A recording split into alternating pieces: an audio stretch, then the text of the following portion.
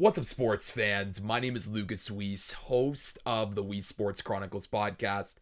We are at episode 90 of the Weesports Chronicles podcast, and I just want to thank all the listeners and subscribers of the podcast. It's been a wonderful journey thus far, being able to interview some really entertaining and exciting guests, and I'm looking forward to producing more compelling content down the road. For episode 90, I'm pleased to be joined by Bob McKenzie. Bob is synonymous with hockey in Canada. He, of course, works at TSN as a broadcaster, reporter, hockey insider. He's semi-retired now, but you can still see Bob breaking news as well as help out with draft and World Juniors coverage. But it's an exciting end of the year for Bob because he has a new book out, Everyday Hockey Heroes Volume 2, a book that Bob and his co-author Jim Lang wrote about really unique hockey stories. And in this episode, I chat with Bob about this book, writing this book, interviewing some of the players for this book, his strategies of getting some of the players to reveal maybe uncomfortable parts of their story. And I think that this book is really unique because it really paints a picture of hockey culture and how hockey sometimes has not been as inclusive and accepting, particularly to those marginalized groups of people. So Bob certainly wants to shed light on that in an effort to make hockey more inclusive. And then after we talk about his book, we dive into Bob's sports media career, and he provides some fantastic advice for young journalists to follow, especially those looking to break into the industry. As always, the Weesports Chronicles podcast is available on YouTube, Apple Podcasts, and Spotify. So make sure to like, rate, watch, and subscribe to all three of those channels. Now, without further ado, it's episode 90 with Bob McKenzie of the Weesports Chronicles podcast. All right, as I said off the top, it is the 90th episode of the Weesports Chronicles podcast, and I'm pleased to be joined by Bob McKenzie. Bob is the author of Everyday Hockey Heroes Volume 2 with Jim Lang. He's also the semi-retired hockey insider for TSN. Bob, welcome to the 90th episode of the Weesports Chronicles podcast. It's great for you to be here. Well, thanks, Lucas, for having me on. Really appreciate it. It's always great to be number 90. Right on. It's a momentous occasion. Well, I just want to say congratulations on the new book. It's something that really it's a great read, and maybe we'll start with just for the listeners who don't know, Bob and Jim wrote Volume 1 of Everyday Hockey Heroes, released in 2018. So, Bob, what compelled you to pick up the phone and call Jim and say, I want to write a sequel? Well, in all honesty, when it was about 3 years ago right now that Kevin Hansen and Sarah St. Pierre from Simon & Schuster came to me and said, would you be interested in partnering up with Jim, who'd already started work on Everyday Hockey Heroes Volume 1? They told me that they had an idea for Everyday Hockey Heroes. They laid out the concept for me. They showed me a couple of sample chapters that Jim had already started working on. One was on Wayne Simmonds growing up with economic disadvantages in Scarborough, Ontario, but still making it to the National Hockey League, and then going back and giving back to his community to help kids like himself that really couldn't afford to play at the highest level of hockey. Another one was on Wayne St. Dennis, who was a man who started the Toronto Ice Owls blind hockey program, and the reason he started it is because he was blind. And he wasn't born blind, but when he was in his late teens, he went blind. And anyways, both stories were really good. I thought Jim did an excellent job sitting down with both Waynes in this case and telling their inspiring stories. And, it was a famous person, Wayne Simmonds, a not so famous person, Wayne St. Dennis. And I was hooked. I liked the idea. And they told me at the time that if the first book, if Everyday Hockey Heroes went well, that it might be something that they would want to come back and do every couple of years, do a new volume. And so, sure enough, here we are. Volume 1 went well, so here we are with Volume 2, and it's going well so far. I don't make the decision on whether there's going to be Volume 3, but I sure wouldn't be surprised. Well, there's so many stories to choose from, in terms of everyday hockey heroes. So I'm just curious, Bob, what makes the sequel, different and in certain ways, better than the original? Well, that's always for the reader to decide, but I don't know. It's just that we've got a wide variety of people in the book that really are a cross section of hockey culture, I think. And so, chapter one's about two black players who grew up in Scarborough, Ontario, playing minor hockey there in a quite white Scarborough in the 1960s. There's the story of Joey Gale, who was a closeted gay youth playing hockey in Minnesota, who was pushed away from the game because the culture wasn't welcoming to him, until he finally came out and gave hockey another try later on and had a much better success with it his second time around. Jessica Platt's story as a transgender athlete is absolutely just a huge emotional impact, but so enlightening and illuminating what the whole transgender experience is all about. But there's plenty of, Andrew Cogliano's Iron Man streak and how it came to an end and how he felt about that and the values and the virtues that he's personified his whole life and his whole career. Joey Hishin, Colorado Avalanche first round pick, going through major concussion problems that might have otherwise derailed his hopes for an NHL career. And while it didn't last as long as he would have liked it to, he still fought through it all and managed to score a goal in the National Hockey League. So all the stories come from different swaths and cross sections of life in hockey. And I think they serve as a role they can serve, these stories can serve as role models for people who might also look at this story or that story and say, hey, that's me. That could be me. And these people have inspired me with their stories. But also it could be just somebody like myself, an older white male who maybe, I wouldn't say is willfully ignorant, but at times in their life maybe is blissfully ignorant, that there are people that have been pushed out onto the margins of hockey culture and not accepted simply because they were a little bit different for one reason or another. And that maybe this is an opportunity for them to realize there is a problem with inclusivity and diversity in the game of hockey and maybe do something about it along the way. You mentioned some of the stories of, trying to highlight hockey culture. From a process standpoint for you and Jim, how challenging was it to get these certain interview subjects to feel comfortable in revealing some of the more difficult parts of their hockey experience and journey? Yeah, that's the beauty of being on our Everyday Hockey Heroes team.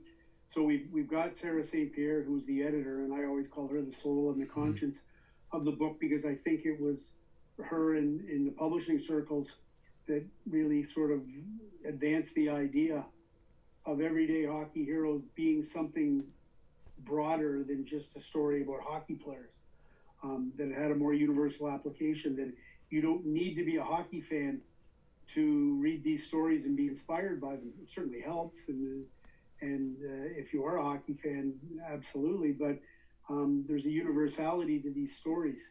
And so Sarah's really good at setting the whole tone for the book, and Jim is really comfortable in getting people to feel comfortable doing interviews, transcribing those interviews, putting it in a coherent thought process. And Sarah, polishes up all our writing to make it better than what we started out with. And so that's the key. The secret sauce to this thing is that Sarah and Jim are so good at dealing with people and making them feel comfortable to tell some really hard stories. It wasn't easy for Jessica Platt to tell that story. It wasn't easy for Joey Gale to tell that story. It's not easy for people to talk about things in their life that maybe were difficult and they had to push through. But a lot of the subject matters in this book have done exactly that.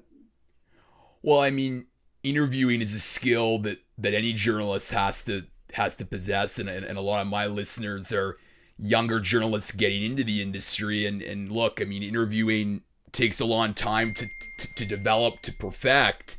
And I think, you need experienced people like Jim to be able to, know what it takes to get an interview subject to feel comfortable.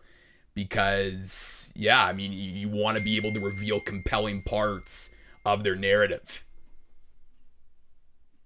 Yeah, no doubt about that. And Jim's really prolific. He's written a ton of books. And so he's a great people person too. And so that really, really helps a lot. So as I said, the process for the whole thing was really, for me, really gratifying to be a part of.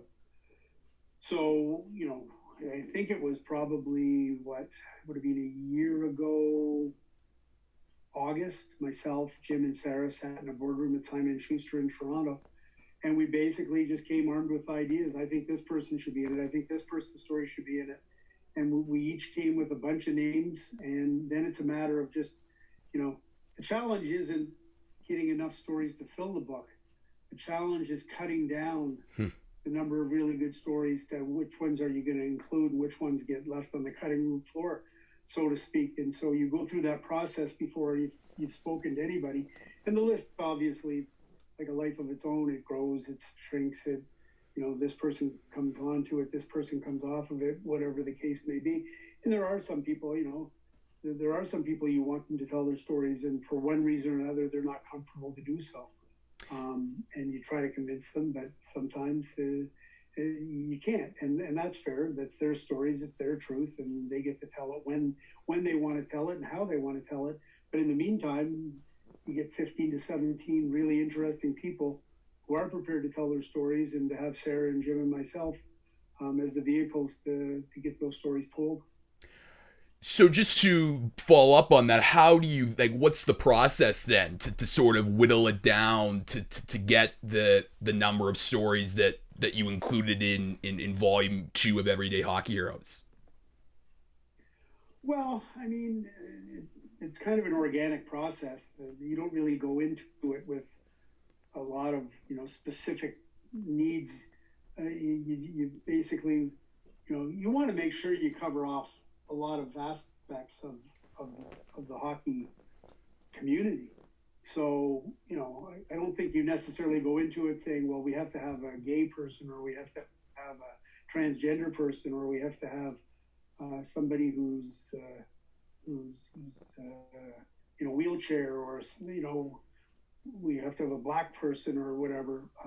But you want to make sure that the book is representative so that when somebody picks it up, whether you're a woman, whether you're a man, whether you're LGBTQ, whether you're Indigenous, person of color, whatever the case may be, is, and not just in terms of the brands or the labels that we attach to people, but various aspects of the game.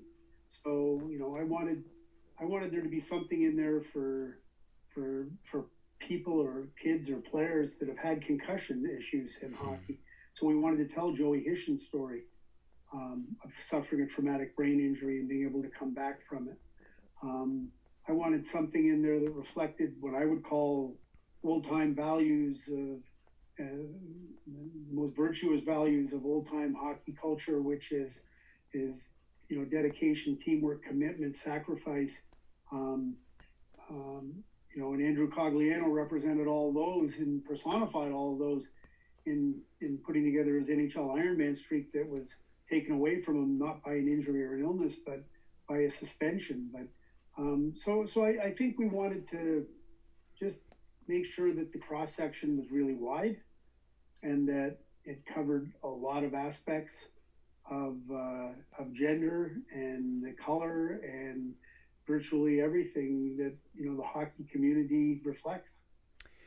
You mentioned chapter 1, and that's of course Terry Mercury and Lindbergh Gonzalez, two black players who you came across with in your time playing minor hockey. And I guess, Bob, for you, like maybe walk through the listeners just how you were able to secure those two interviews, because I think, so far removed from your minor hockey days to then be able to sit almost 50 years after the fact and have a conversation with these two athletes.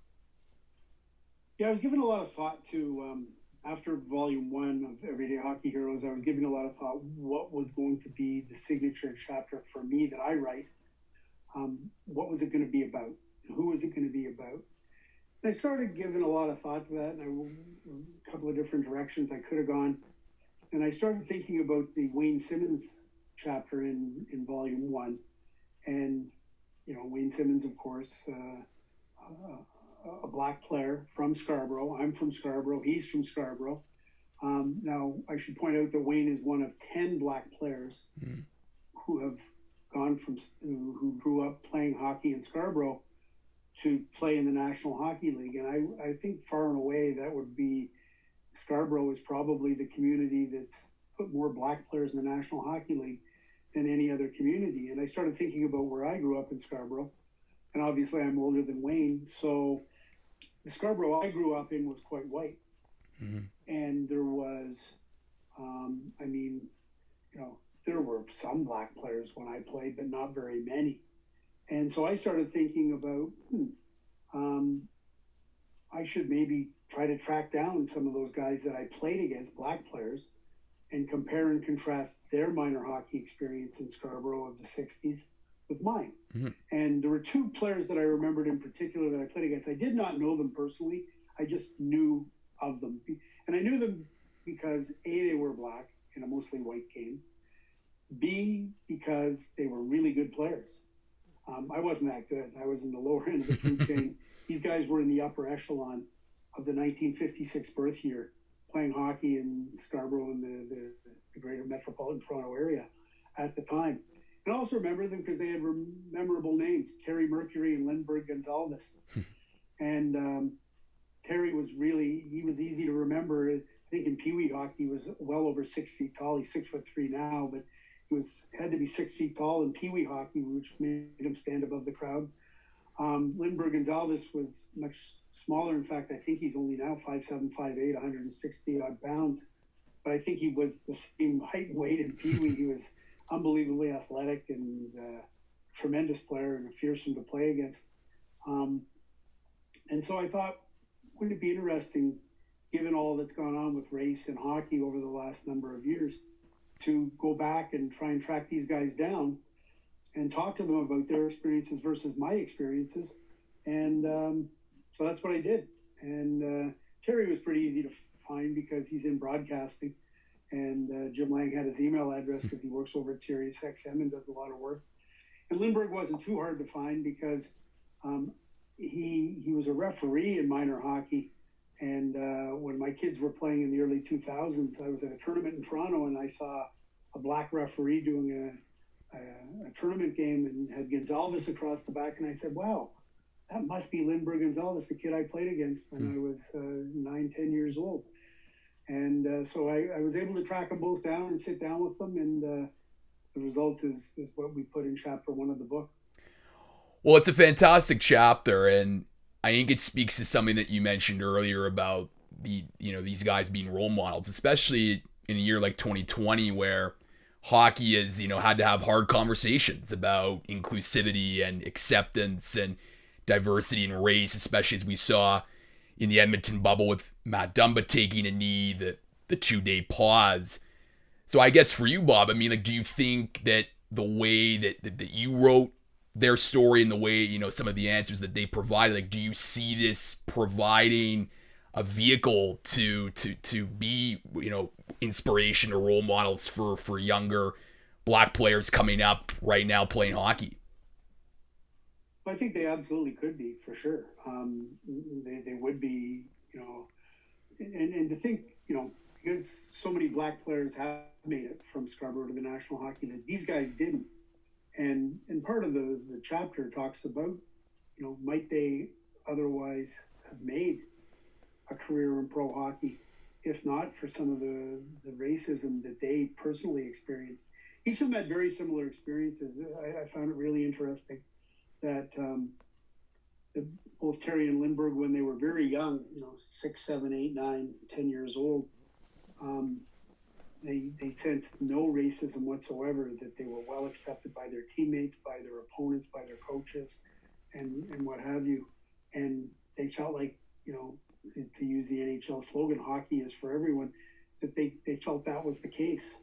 And they just had an unbridled love for the game, and they thought it was great. But it didn't take very long for racist tendencies to be imbued in their life. And when each of them were at the age of 14 or 15, they really had their passion for the game sort of robbed from them, in large part because and oftentimes it was, each of them experienced the same thing, and that was the lack of acceptance from their own teammates. Which, if you think about 14, 15-year-old kids, and they're real good hockey players, and they just found themselves losing their passion for the game because they weren't being accepted by their teammates. So, I don't know if they would have made the NHL or not, but, they asked themselves that question. And so, yeah, I think there's absolutely a provision there for them to be role models. And so there's certainly pioneers. Mike Marsden was born in 1955, a year before myself and Terry and Lindbergh. And of course, Mike Marsden went on to be a first-round pick in the National Hockey League and play for the Sudbury Wolves in the OHL. But next to Willie O'Ree, he was number 2 behind Willie O'Ree in terms of breaking the color barrier in the National Hockey League, and he broke it for certainly more games and years than Willie in the 50s. So yeah, and it's funny because, as it turns out, Terry is second cousins with Wayne Simmons, which is a little bit of symmetry there too. But it's a fascinating story for sure. You mentioned earlier how you wrote part 1 of the book, at the end of last year, and then I believe it was in the acknowledgments. Part 2 was actually written during the COVID-19 pandemic, during the lockdown, which many of us experienced. So I'm just curious for you, Bob, like what challenges did that present, if any, being able to write a book, amidst the global pandemic? Well, it's funny. The idea of doing chapter 1 with Terry, Mercury, and Lindbergh, Gonzalez, I started formulating the idea in around a year ago right now, actually. But I didn't actually get them tracked down until into the new year. And by the time I tracked Terry and Lindbergh down, I started setting up the interviews, and it's really weird the way it worked out. It was March, and I had these interviews set up for March, and it was like right at the time all hell broke loose on the pandemic front, which was I think it was March 12th, 13th, thereabouts. The interviews were set up prior to that, but in the week after that. And so it did present some unique challenges, but I was able to do socially distanced interviews with both guys, which was great. And that, but to your point, the vast majority of this book was written. Most of the stories that Jim had written, most of the work was done before the pandemic blossomed or hit the way that it did in mid-March. So the book was kind of devoid of any mention of COVID-19. And so when I was writing the introduction for the book, I thought it was going to be really important to try to weave that in. And so that's where, I tell the story a little bit of Suleiman Ahmed, who with his wife, Khadija Keji, couple that lives in Markham with 3 kids, who basically were the originators and co-founders of the Conquer COVID movement that did such an amazing job through March, April, May, June, and July to get so much PPE, had PPE drives all across Canada, and to help the medical people all across Canada so much. But to talk about Suleiman's story, or the story of Suleiman's family, framed against the pandemic, but also an immigrant family comes to Canada and with this incredible immediate passion and love for the Montreal Canadiens. And Suleiman's mom is the biggest diehard Montreal Canadian fan you've ever seen. Guy Lafleur is her hero, and she's now a doctor in Windsor, Ontario, and there's an autographed Guy Lafleur picture on the wall. So I thought that was a way that we could weave in, a sense of what was going on in the world with the pandemic, but also stay true to the idea of this is an inspiring story of people who, first and foremost, have an incredible passion for hockey, but then tell a story that, as my friend Suleiman would say, lifts people up. Mm-hmm. And Suleiman and his family are all about inspiring people and lifting them up. And that story in the introduction for me was a story that lifted me up. I love that quote, lifting people up, because it's interesting how, you release Volume 1, right around after the Humboldt Broncos bus crash. You release, Volume 2 during the pandemic, and I think the concept of, hockey being, escapism and trying to, come together as a community has certainly been challenged because, during the pandemic, you can't come together in person. So I'm just curious how in writing this book, how the notion of hockey having a healing and inspiring power during crisis has been reaffirmed for you through a lot of the stories that you've been able to tell. Well, it is, but it's also what I would call the double-edged sword. So, yeah, it is reaffirming in a positive sense, but it's also cutting in the really negative sense. Mm-hmm. And so, case in point would be the story of Joey Gale, a closeted gay teenager in Minnesota who's playing hockey, and he's not felt comfortable in revealing to the world who he is. His friends, his family, they don't know that he's gay. He plays hockey. His teammates don't know that he's gay. And he tells the story of how he just didn't feel comfortable in the hockey culture, in the hockey environment, on his own team with his friends, because there was homophobia. Now, some of it was what I would call, I don't want to say inadvertent homophobia, but there's certain terminology and language that's been part of hockey culture for a long time that nobody ever really gave a thought to in terms of this is hurtful to somebody, you would just say it. And that was that. But then you find out that it is offensive to gay people or LGBTQ community. And then there is overt homophobia in the game. There's no doubt about that.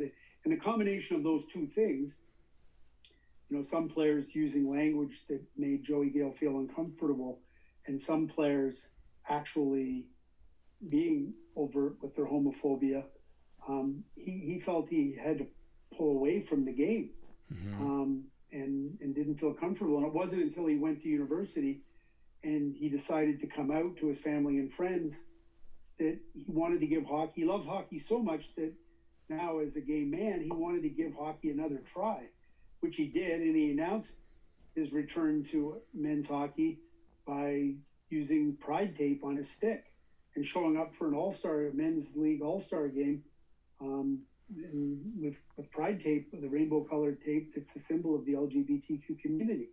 And somebody said, "Hey, what's with the gay tape?" And his response was, "Oh, well, that's mine. It's because I'm gay." And he was proud of it. And what he found was that he was well embraced and well accepted by his teammates and everybody. And he didn't get any sense of any homophobia in the men's league that he was playing in, and how welcoming that was for him. So yes, that's a reaffirming positive story, but it's also got the double-edged sword of negativity and the cutting edge of that sword, which there was a toxic atmosphere in the culture that pushed him away from the game in the first place. And so we want to try to get to a point in time where people aren't pushed away from the game simply for being different. That it doesn't matter whether you're Black, Indigenous, person of color, LGBTQ, whatever the case may be, if you have an undying passion for the game of hockey, but you're perceived to be different for some reason, you shouldn't be pushed away because of that. And that's where we need to get to. And that's why a lot of these stories are inspiring, is because there was an affirmation that even after some of these people were pushed away, that on the second go round, they were well accepted. It would be nice to get to the spot where there is no first go round, where they get pushed away. No, for sure. Really, really well said. I really hope we could get to that place. Bob, I want to shift gears in the last few minutes of our talk to just chat a bit about your career, and you've had various different stops along the way: St. Marie Star, Toronto Star, Hockey News, TSN.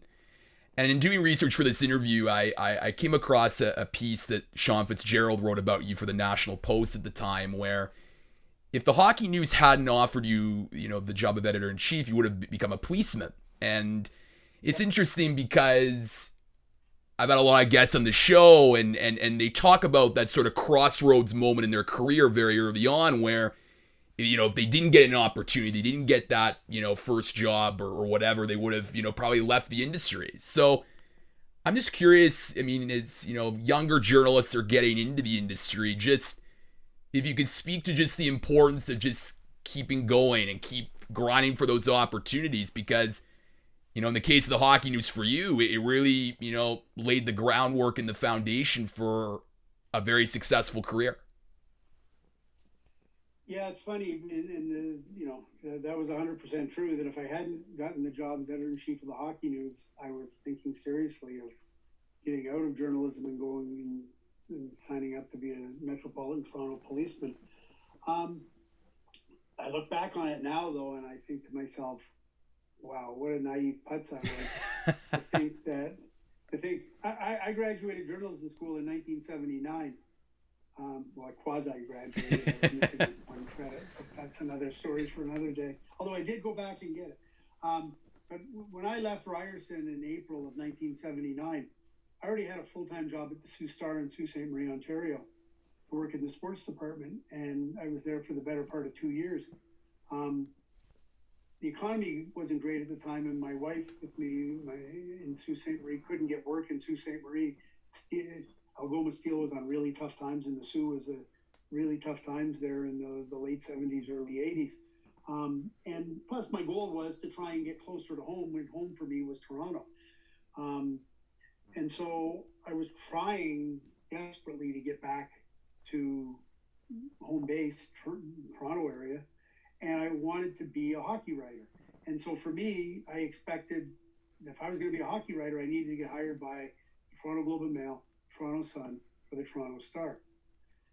And I think back how naive I was now to think, and it was a sign of the times too, but to think you could graduate from journalism school in the spring of 79, and by the summer of 1982 be ready to quit journalism because you hadn't realized your dream of being a beat reporter in the National Hockey League. I mean, people now would say, give me a break, you got to serve a lot more time and go through a lot more than that to do it. So, but nevertheless, I got the job at the Hockey News as editor-in-chief at the age of 25, which is pretty remarkable in and of itself, and that kind of paved the way and opened the doors for everything else that I've done since then. And one of those things, of course, is, being, one of the leading hockey insiders in Canada. And I find that term insider, I feel like it's a bit overused now, especially in the social media age, where anyone can literally coin the phrase, on Twitter, oh, I'm an insider. But I think what makes you, so special and such a leader over these years is the importance of being right. Not necessarily being the first one to break the news or break the transaction, but being right. Especially, now in 2020 with all the misinformation that can exist on social media, how important is that for young journalists, whether it's breaking news or writing stories, to be 100% right? Yeah, the whole insider thing's kind of funny because it's devolved over time, I guess. I don't know. But here's the thing. Yeah, I always remember one of the very first things I learned at journalism school, and it always kind of stuck with me. We had an instructor, and his name was Monroe Buck Johnson, and Buck was his nickname. And he was like your real old school newspaper guy. And so the very first day of journalism school, the first assignment, we're going to the class, and he says, okay, you've got to write your own obituary. Mm-hmm. And so, even though you're not dead. So, everybody would write their own obituary. And so somebody actually spelled their own name incorrectly in their own obituary. And he made the point, he goes, it's bad enough you make a spelling mistake, period. But to make a spelling mistake of your own name, you only get so many opportunities to present to people that you can be trusted and that your reporting and your information is factual and correct. And he goes, you don't want to lose the trust of your reader by making silly mistakes, or any mistakes for that matter. Mistakes happen, that's life. But you really need to, it always stuck with me that, a simple spelling mistake could be what separates you from your reader. And that person says, well, if they can't even get my name right, why should I talk to them? If I can't even get or they can't get that person's name right, and everybody knows that it's spelled like that, why should I trust anything else they said? That always kind of stuck with me. The other thing that stuck with me on that exercise, by the way, is most of the people who wrote their own obituaries decided that they were dying in some spectacular fashion. and Buck would immediately castigate them for saying, listen, if you died in a fiery plane crash with famous people on board, that wouldn't be an obituary, that would be a news story, and you just wanted your obituary.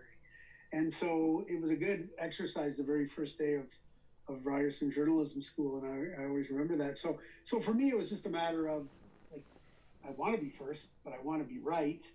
And even now, the job has evolved. With so many people having social media and having the ability and the vehicle to break news and to have information first and unchecked and unedited, that's the thing that social media is really taken away from. In the old days, you worked for a newspaper. In order for your story to get in print, it would have to go through a copy editor. It would have to go through another editor on top of that. So there would be rigorous fact checking for everything that you did. Well, social media, there's no rigorous fact checking. It's like, oh, I've got some information. I've got my phone. Here we go. I'm going to tweet it out there, and boom, it's done. And then all of a sudden you tweet it out and you're like, oh, made a spelling mistake there. Twitter doesn't have an edit button. I got to delete that tweet. I got to fix it. And then all of a sudden you get a phone call with more information, and someone tells you, no, what you reported is not right now. It's changed. And you're like, oh, okay, now I got to do that. So for me, it's not so much being first or even just being right, but you better have some insight on top of all that other basic information that separates you from everybody else. Because quite frankly now, the way the business has gone, if you do get a scoop, it lasts for about 2 minutes if you're lucky. Yeah. So you better have the wherewithal to be able to paint a real picture and the insight to provide to people on what this means, as opposed to just, here's the information. A few years ago, Dave Schultz of the Globe and Mail wrote a piece about you, and you mentioned in that article that the hard thing about the job description I've got now is there's no such thing as being semi-retired, end quote. And it's so funny that you make that point a few years ago, because this summer you're semi-retired, and I see you on the Twitter breaking news and doing your insider things. So I guess, Bob, I mean, maybe just provide the listeners of just how much, when you were like working for TSN, like how much of a grind being an insider was, and do you think like can you just like ever like leave it behind? Because it feels like it's like The Godfather, right? Once you think you're out, they'll pull you back in. Yeah, there's a lot to unpack on that one, on all of this. So what I would say is this. First off, I always used to say of my job as insider or reporter or anything else, um, there's no heavy lifting and it's all indoors, um, which is to suggest you can do it for a good long time and it's not going to break down your body. It's not back-breaking physical labor, um, and you're not going to get too cold or work out in the elements. So I would never expect anybody, if I say, well, it's a hard job, I wouldn't expect to get much sympathy from somebody who actually does have to go out and do physical labor and deal with the elements and what have you year round.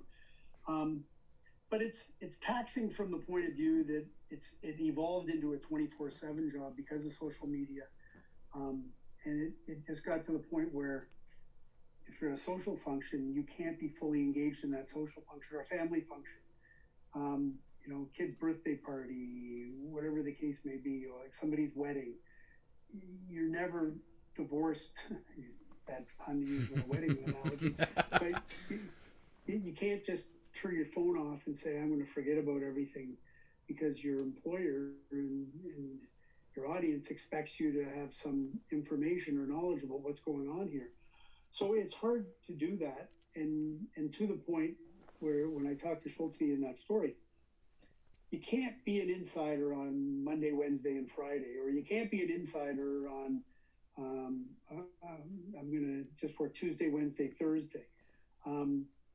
Either watch all the games and talk to all the people and try to get a sense of what's going on all the time, or you don't. And so now people might say, well, you're semi-retired. How do you do that?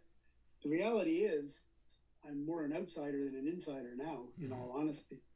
The work that I have to do on my new contract for TSN is work that for me has a start line and a finish line. I know exactly the days I'm working and the hours I'm working. And now when I go to my son's house and visit my two grandkids, if I want to leave the phone in the car, I can leave the phone in the car. I don't, because I usually take pictures of my grandkids, but I'm not constantly looking at Twitter or text messaging or worrying that I'm getting beat on a story or something's happening, I should be chasing that down. I can be much more in the moment, which I never could before. And that's the biggest difference for me. So I'm going to be real busy this month. It's World Junior Month. All things being equal, on December 19th, I'm flying to Edmonton to go into quarantine for 4 days and then into the bubble for the World Junior Championships. And so I'm going to be, December's a real busy month for me. I'm not retired this December, but I know exactly what I'm working on for the World Juniors, and I don't have to worry about when the NHL's starting up. That's Darren Dreger, Pierre LeBrun, Frank Cervalli will take care of that.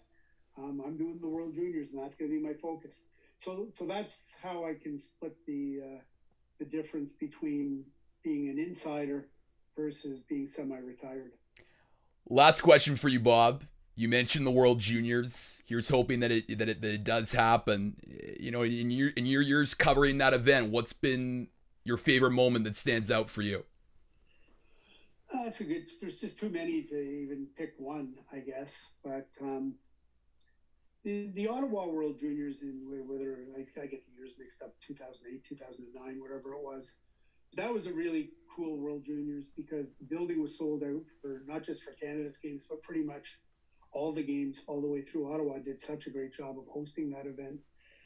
And that was one of the better New Year's Eve games we've ever had at the World Juniors, where Canada fell behind 3-0 and the building to the Americans, and the building was absolutely shell-shocked.